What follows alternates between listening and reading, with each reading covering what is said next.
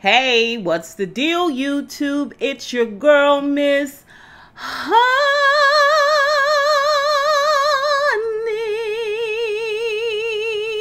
Welcome back to the channel. Welcome back. Oh, that felt so good from my belly. Happy Sunday, everyone. Welcome back to my channel. We are here to do a quick review slash recap. I don't know, whatever it turns out to be, that's what it is, for Power Book 2, Raising Kanan. Book 3, Raising Kanan. This is season 1 and episode 2. Last week I was super enamored with the show. Just the beautiful 1990s of it all. Like, I really enjoyed it. While I was in the 1990s, I didn't really think about how old everything really was. Like, how not great. Like looking back on it now, I was like, why were we wearing our clothes so large? Yeah, weird, right?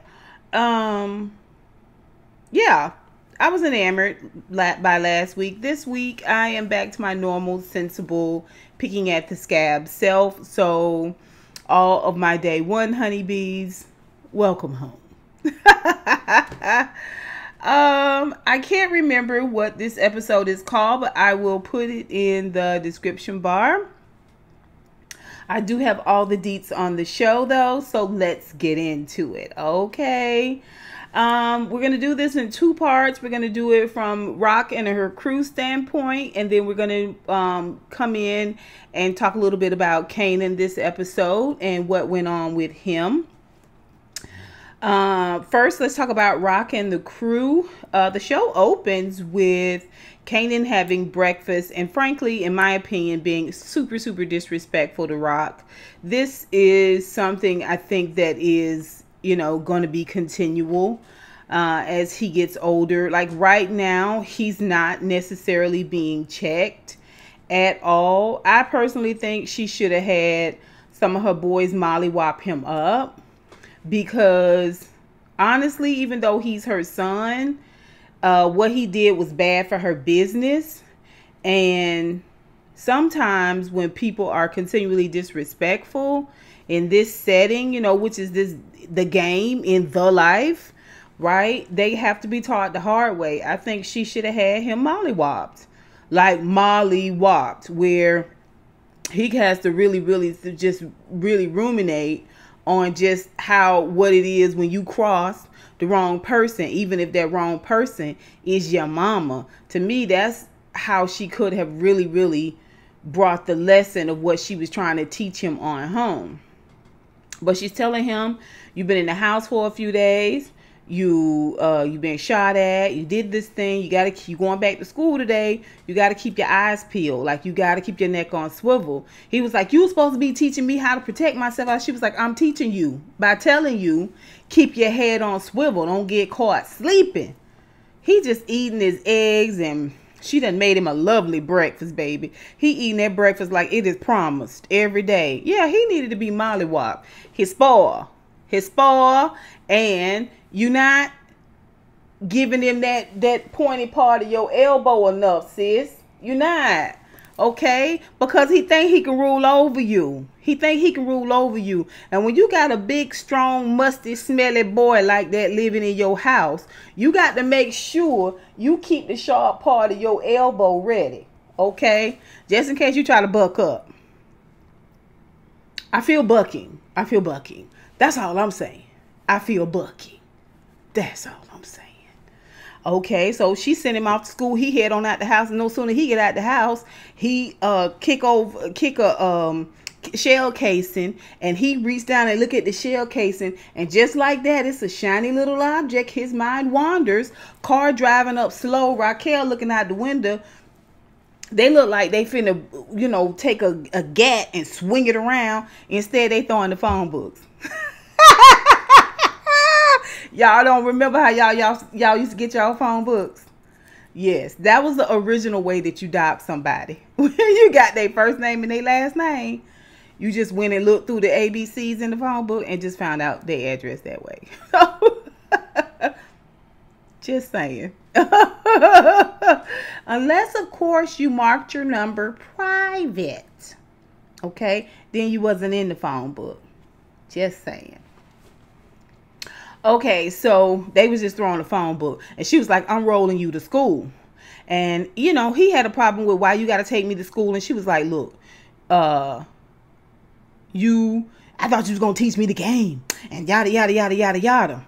And she was like, I am going to teach you the game. And you're going to start today by working for the business. And you're going to be at the stash house. He was like, word, word, word. Right? Mm-hmm. So she later on talks to her two brothers after she done dropped him off at school. And she's talking to Lulu and Marvin. And Marvin got a party he throwing down at the club where the white chick is. He throwing a party down there. He want everybody to come. And Rock tells him she is concerned about, you know, not only Kanan, but Kanan's friends. You know what I'm saying? The people he running with. She want him to be down at the stash house and going forward. One of the three of them gonna have to pick him up and take him to school until things get a little better around there. Everybody agreed, word, right? They also talk about how, since they lost these blocks, how they can continue to progress in the game. Slang this dope, get this dope out here, you know what I'm saying? Win in this dope game, right? And Lulu tells her that he was approached by the wife of the owner, or one of the owners, the wife of a bodega around the way. And they Cubans. He heard they had another connect within, you know, I guess the Cuban heritage. I don't know, child. I don't know. So anyway, somebody knows somebody who knows somebody who know them. Boom. Okay. And he feels like that might be a place that they can put their stash and eventually move some weight, right? So she was like, cool, cool, cool. Marvin, who is just the silliest. I mean, he's just the silliest. What he reminded me of in this episode, the guy who plays Marvin, he reminded me of the son from My Wife and Kids. You know how he was like, he'd say something real dumb, and then everybody be like, and he'd be like, I'm just playing. I got you. That's what he reminded me of. Just immature, and you're just not as smart as you think you are. You're not coming across as trustworthy. Not trustworthy, but you don't seem like the smart one. You don't seem like the most reliable one. You know what I'm saying? You definitely don't ever seem like the one that's in charge. Okay, just you know, he gives me knucklehead tease, right? But he's the oldest, right? He's the oldest of the three siblings. So anywho, they have all this conversation. This is over down at Lamont, and they just trying to figure out how to move forward. We also get to see the white cop and the Omar Epps character. I think he's Detective Howard. But yeah, so we see where they are getting lunch, and he's talking with her in the car, and they, she wants to go and question some more people. He was like, don't even worry about it. What the police chief said was not that we were supposed to get so involved in everything that's going on here. Like, it's really not important that this black dude or this black kid was shot and killed. He just don't want a lot of bodies out here because it's going to fall back on them. So long as we keep that from happening, we don't even have to put all this thought you're trying to put into the situation, which is weird because it is the white cop that wants to investigate and pseudo seek justice. I don't know. This is how she coming across, like she want to seek justice, and it's the black cop that's like, it's not as serious. Don't even invest yourself, like, right? Don't even It's not that big of a deal. As long as we don't have a whole bunch of them out here. Like cockroaches dead, we ain't got to worry about it. Later on, we get to see this cop. She thinks that he's going to talk to, they're going to go talk to Two Buck's mom. And she has to stay in the car. That's who she thinks that they're going to talk to. Like I said, he's just poo-pooing all of this, work that she's trying to get done. This actual police work that she's trying to get done. He's poo-pooing it. He's going instead inside to see Unique, and he tells her she got to stay in the car. Now, she don't know who he going to see. He just letting her know, I'm going to go and run down some leads. You stay here. She's like, I'm not going to stay here. He was like, dude, that's real cute. I like what you're doing here. I see what you're doing here. I like it. But you're still staying in the car. He go inside. He go through 3 or 4 doors into a back way. And there is a haberdasher there. And he is measuring Unique for another jacket with his name on the back of it. Oh. So anyway, that's a really good conversation. I enjoy all the black male energy in the room. It was quite lovely. Quite lovely. Not gonna hide that at all. My feelings about that at all. Loved the way they kind of banter back and forth with one another.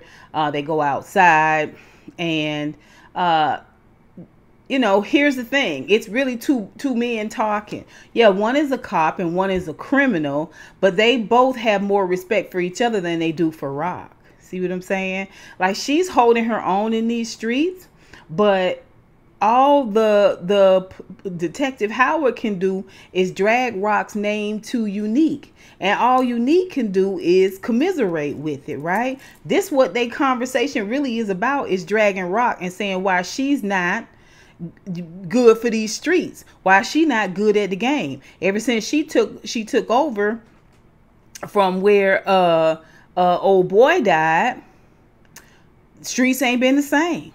Stuff not being run like it's supposed to be run. And so he tells Unique, no more bodies, okay? I think you would be a better fit to run all of these streets than Rock is, right? Run your side and her side too. I'm cool with all that, right? Run amok, have at it.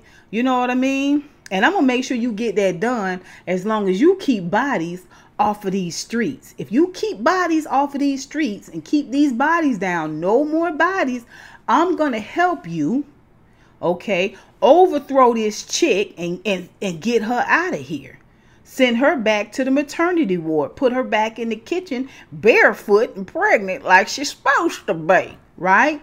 And here, at the beginning of the show, we get to see just a whole host of disrespectful attitudes and verbiage and body language, everything towards women. It has always been this way.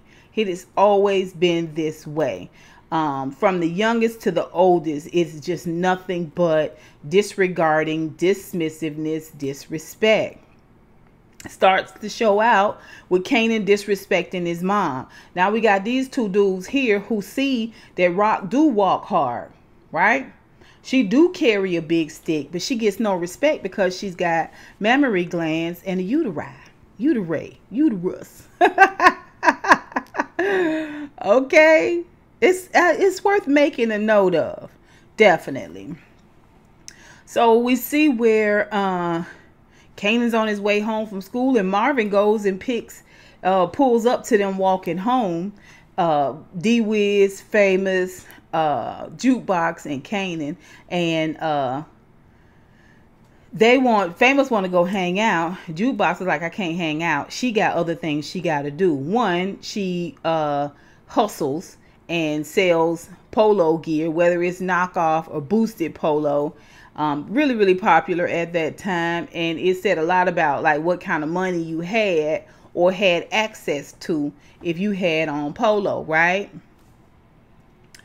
The horse was everything.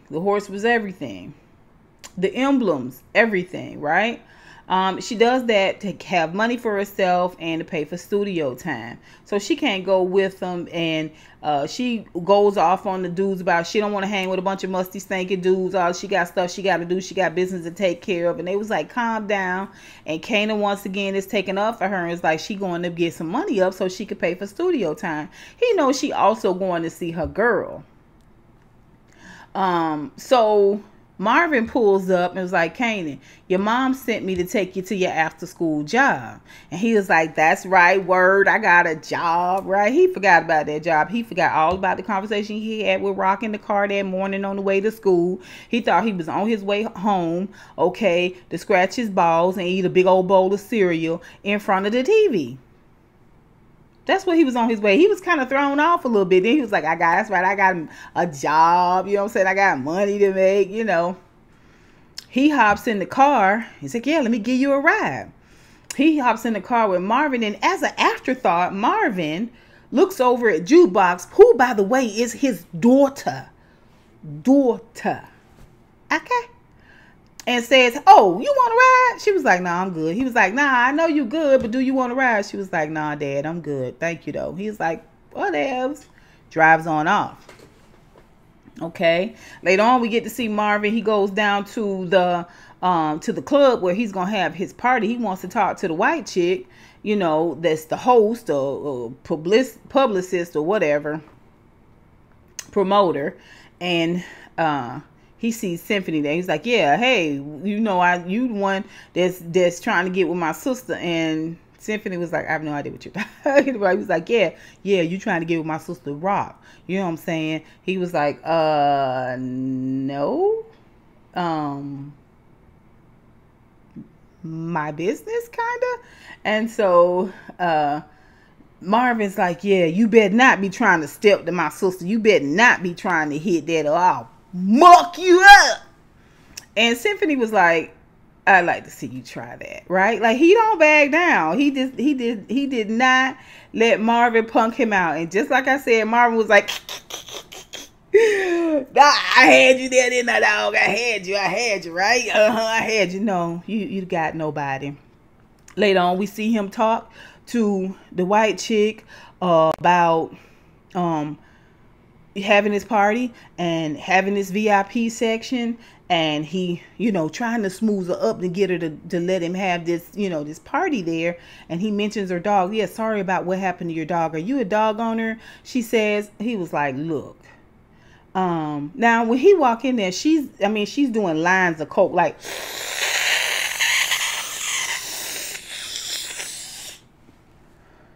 I'm talking about pulling it. I was like, yo, mucous membranes is about to be trash, right? So as he's smoothing up, he brings the dog up, and she says, do you have a dog? And he says, nah, I don't take care of nothing but myself. I don't have nothing that I got to take care of but myself. But you got a whole daughter. You got a whole daughter out here that's raising herself. Now, so we can stop asking, how did Jukebox get to this place to where she was so brutal and so ruthless? And then after this episode, we can stop asking it about Kanan as well, because Kanan was not only raised in brutality, even though he had everything he need, beautiful clothes, he lived in a very nice home, nice car, he had everything he wanted, hot meals, all of this stuff. He was raised in a type of brutality and callousness that was soaked into the very sinews of his being.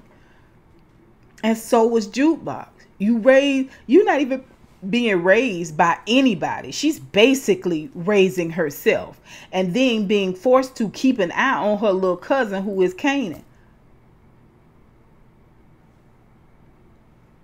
We don't even see Rock taking Jukebox under her wing. We don't see that at all. We don't see, so far, it's just 2 episodes in, we've not seen any tender conversation between Rock and Jukebox.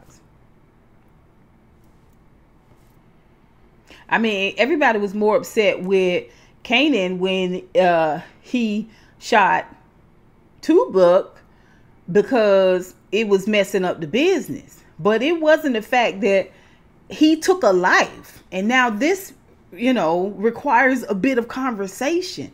When your minor child ends the life of someone else, you don't even have those tender conversations. Nobody did. Lulu, Marvin, wasn't going to happen, or his own mama.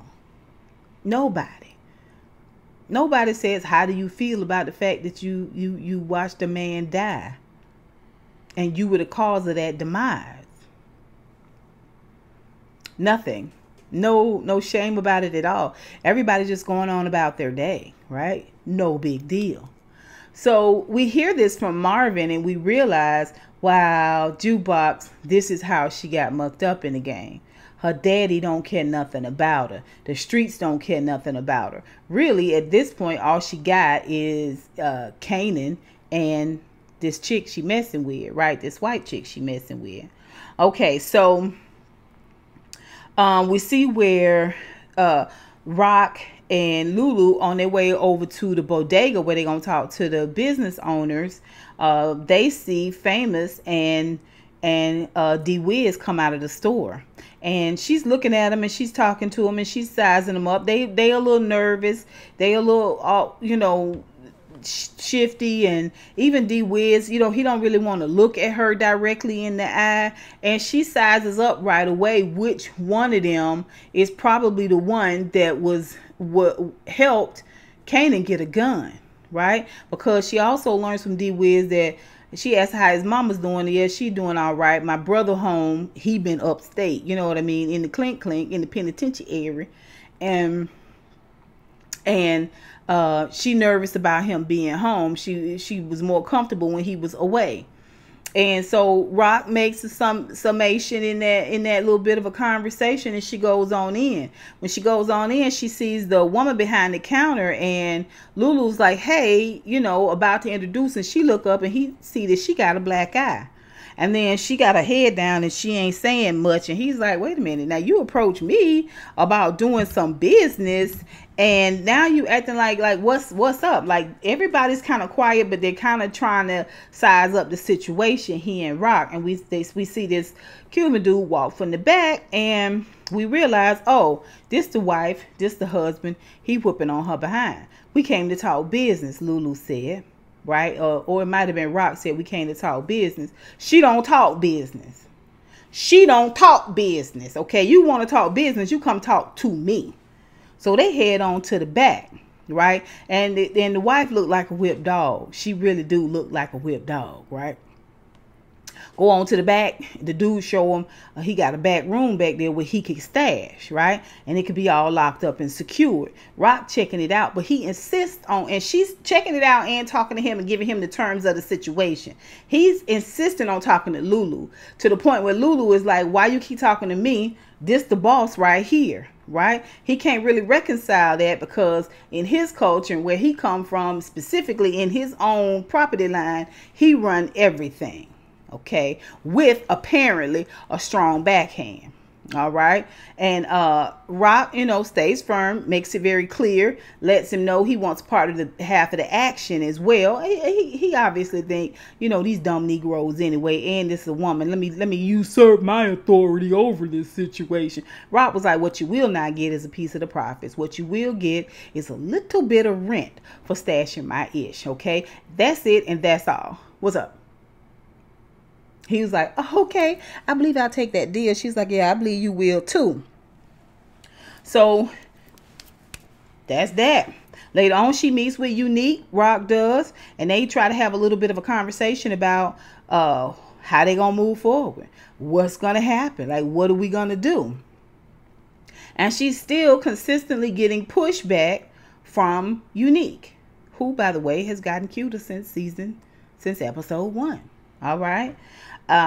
Later on, we get to see where Rock is getting dressed and getting ready to go out. And we assume that she's going to the party downtown with Marvin. It's not until a little bit later, towards the end, we see where she done jumped sharp and got real nice. And she is actually over at Symphony's apartment. Okay. Rock done dropped through, baby. She was like, I had to jet out on dinner, but I'll be by your place. What you doing? You sleep? So she over there. They both looking good. They both looking fine. Okay, looking good. He dropped some more knowledge about high rises and the advent of the high rise and why it was, you know, originally thought up, so on and so forth. And she loves the conversation. It's real smooth. It's real cool. Let's go to Kanan now. Kanan, like I said, he's happy-go-lucky, and he is oblivious. Meanwhile, his mama looked like she 10 years older. I promise you, she looked so young and vivacious in episode 1 and episode 2. She really do look like his mama. Like, I don't know how they did it. But she looks like an older woman. Even standing there with Symphony, she looked like an older woman to me all of the sudden. Now, maybe it's because of the glaze was over my eyes from being excited about this new show coming out. Something I could really sink my teeth into. I don't know. But meanwhile, his mama looked like she 10 years older, okay? This whole thing that he did really just started the dominoes to fall and set the wheels in motion for an absolutely calamitous outcome, no matter how you look at it. And she's wearing it on her face.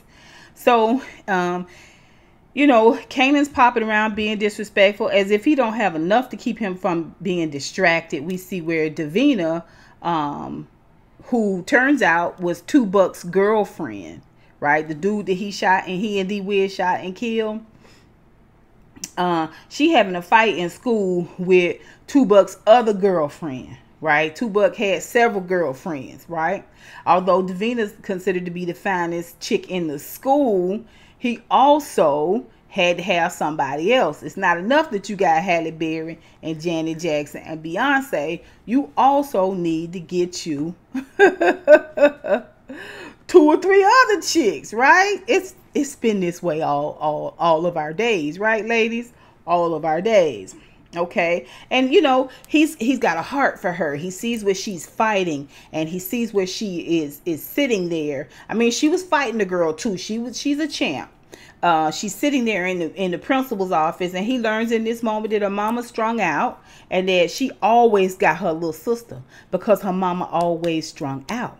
We get to meet her mama there, and we get to see her mama in all of her ugliness, okay? And the principal has to kind of check her mama and get her off of Davina's back because she come in the door cussing Davina out. And all of this gives Davina this air of damsel. Men inherently like women that they can save. A strong-minded woman who don't need a dude for nothing, don't get as much play as a damsel. She didn't want to be a damsel. She wasn't playing the damsel role, but in her circumstances, he saw damsel. It makes him love her more. It makes him fall for her more. Also, are they doing something with Kanan's voice? Are they mixing in a little bit of 50 Cent's voice? Is that some type of dubbing they're doing over his voice? Because it's times when he talked that he sounds just like the 50 Cent of today. Like that same dull, monotone riff, tone that he have in his voice. This dude who playing young Kanan got the same thing. Is he mimicking him? Or is this a dub over? Like, y'all tell me what y'all think. Do y'all hear it? Put it down below. Let me keep moving. Okay, so there's that whole thing. Like I said, he was completely thrown off when Marvin came to get him to take him to the stash house. When he gets to the stash house, it's really just like what do you call it? Like a trap house. It's like an abandoned house that they've taken over, that they've kitted out the basement, and they keep all their stash, and it's like 20 locks on the door. But basically all he's supposed to do is sit there at the stash house, sit on the stash house, so nobody can come in and rob it. It's a dude there, and that dude is playing Atari or Mario Brothers. You know what I'm saying? Or Dig a Dug, something like that. Anyway, Pac-Man, I don't know. Anyway, And when he realized it is not no action, you know, he can't figure it out. Later on, he's snooping around and he goes downstairs to the basement and he sees where there's a lot of locks and stuff on the door. And the dude that's there with him is like, what you doing? And he was like, what's behind this door? He was like, look, Ninja, you ain't got to worry about what's behind that door. My mom sent me here. Your mom sent you here to be babysitted. Your mom put you on ice here. Okay, so what does Kanan do? Kanan get up and go right to the house. When he gets to the house, his mama getting dressed to go out to see Symphony, and he want to question her. You put me on ice. Yes, I put you on ice, and you gonna be on ice. Okay, you fixing to be on ice. If you ain't careful. Okay, I did it because, yes, to keep you safe, but because I also did the job. You know, this to soften up mama's side. You know, your daddy, who was evidently a very prolific drug dealer, obviously not that prolific because he dead and done, but he did the same thing for me.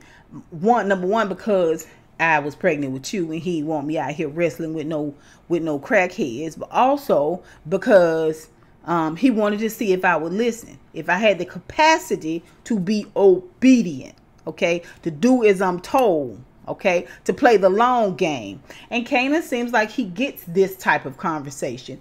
He gets this type of mothering, okay? So maybe me trying to force this type of mothering on him that nurtures and, you know, is compassionate and empathetic and also a strong hand is obviously isn't how he learns. How he learns is through this manner of teaching.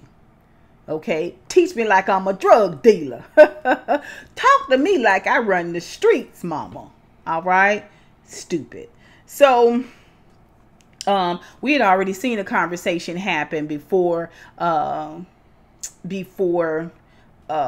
got dressed to get ready to go out. We had seen a conversation between her and Marvin and Lulu, and they talked about the party and the fact that she wasn't going to his party.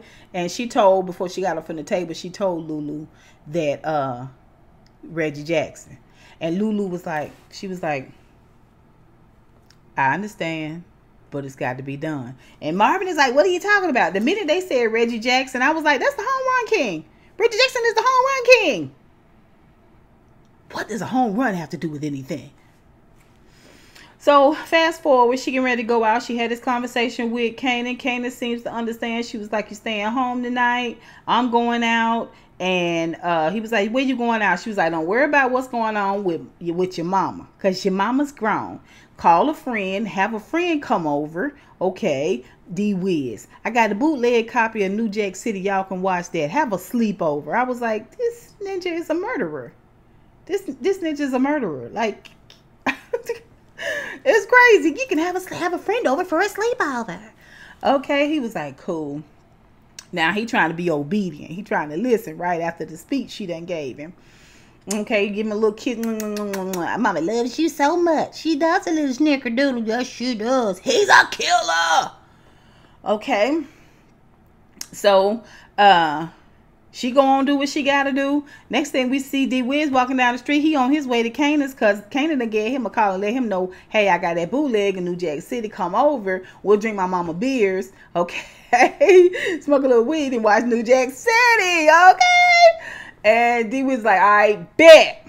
On his way, Lulu says, hey, you want to ride? I'm going down to this party, down to the club Marvin's having. Come go with me. He was like, nah, I can't go because I'm supposed to meet Kanan and we're going to watch a movie. He was like, nah, Kanan's going to be there too.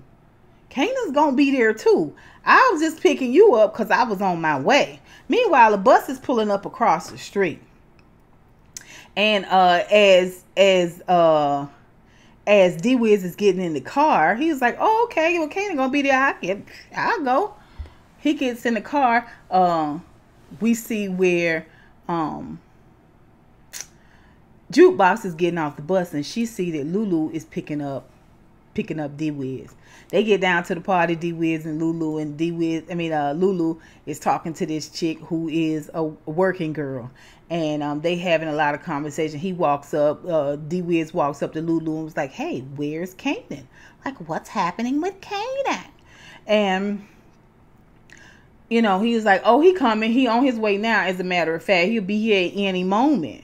And he was like, this my friend, you know, Tanya. And she's like, hey, little fella, how you doing? And he was like, oh, I'm fine. You beautiful. He's like, you know what? I believe you could get to know Tanya. And he peels off a couple of 20s, okay, and gives it to Tanya, okay? She takes the money and takes D-Wiz, and they go around to the bathroom, and she throws that thing on him, right?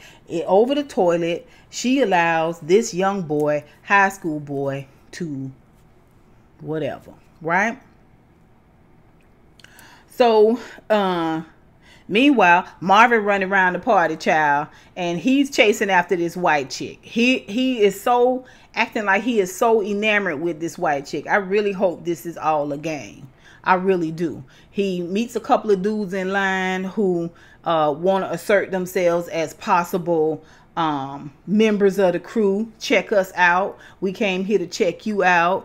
And Marvin, although he's silly and childish, he knows not to put too much on it with these dudes because he don't really know ultimately what their motive is. He does, however, go hard at these white guys who kind of try to assault the white lady. You know what I'm saying? They inappropriate with her, and he decides he gonna fight on her behalf. Now you got one brother inside paying a sister money to sleep with a little child. That's the image, right? And then outside you got this black dude that's fighting for this white chick against white dudes. So much to the point where she ends up going to jail. He ends up going to jail, getting taken off in the paddy wagon, right? And she runs up to him. Oh, thank you so much. I've never had anyone to fight for me like this. Now, she a cokehead, a straight cokehead. And he was like, oh, no doubt, no doubt. You know what I'm saying? A beautiful queen such as yourself. I ain't finna have nobody messing with my girl. I was like, get this ninja out of here. I was like, what is we selling here? What are we selling? Really? Oh, it's ridiculous. So we see where Lulu and D-Wiz leaving the club. D-Wiz is enamored, okay? This woman rocked his world. It's a wonder his head didn't blow off. The top of his head didn't blow off in there in that bathroom. I mean, he's on cloud 9. He's not even remotely thinking that anything is popping off with him because he is in that euphoric state. He's like, man... He was like, all this is happening while the melee is happening with Marvin and the white chick. And they was like, oh, you want to run up and help this dude? Help Marvin fight these dudes? And Lulu's like, nah, he can handle himself. He grown. Let's go get a hot dog. They walk in the opposite direction. A hot dog.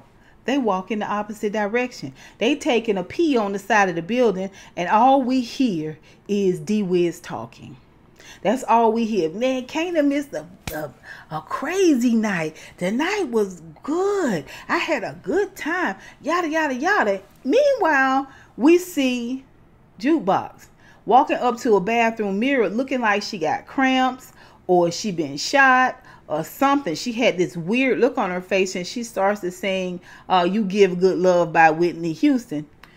I almost sang a little bit of it, but I ain't gonna do it. Copyright infringement. You give good love to me. Never.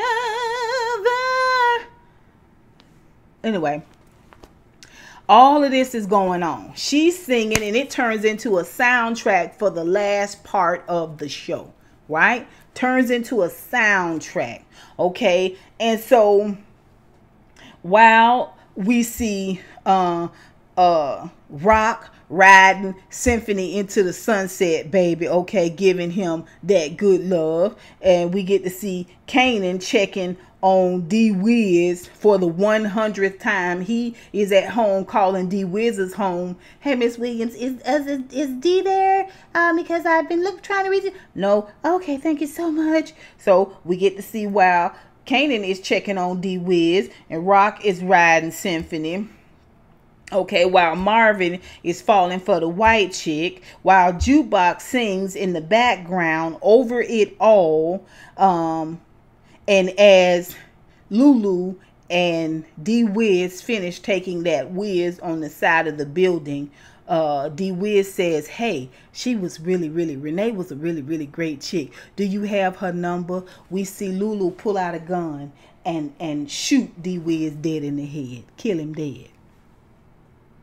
Then he calls Rock while she's in the bed post coitus with Symphony and says home run and hangs up. That's a Reggie Jackson. That's the end of the episode. Not that it wasn't a good episode. It was a good episode. I think the blinders are off at this point. I'm no longer enamored by the spot on 90s gear and just how spot on all the retro is. I'm now looking a little bit more acutely at how the writing is laid out, how the acting is done, plot lines and things like that.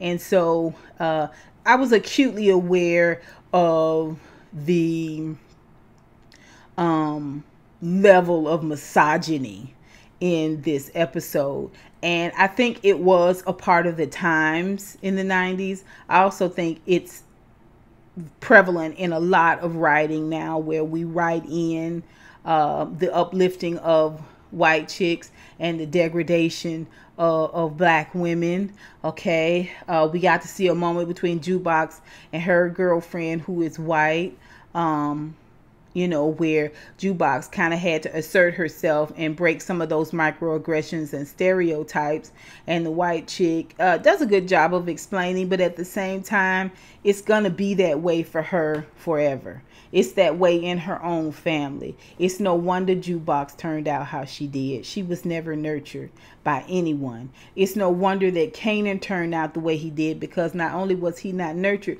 he wasn't properly disciplined either.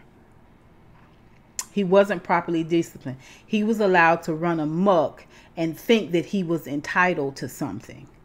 Even in the drug game, you're not entitled to anything. It was a mistake that she treated him more like her son than like a member of the crew.